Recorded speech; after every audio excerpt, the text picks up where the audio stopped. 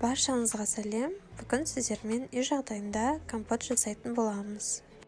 Ал бастайық, бізге алдымен су қажет болады. Суды газға қойып қайнатамыз. Енді біздің компотымызға слива, алма және қант қажет болады. Алма мен сливаны мен жақсылап тазалап, алдын ала дайындап қойдым. Қайнаған суға алма мен сливаны саламыз.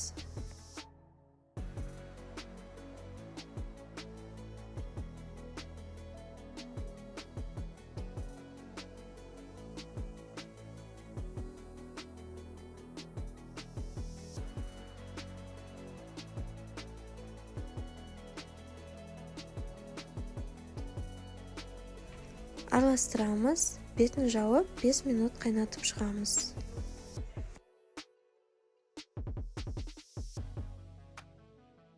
Бес минут өткеннен кейін суымыз осылай қайнауы қажет. Осының үстіне жаңағы қантымызды қосамыз.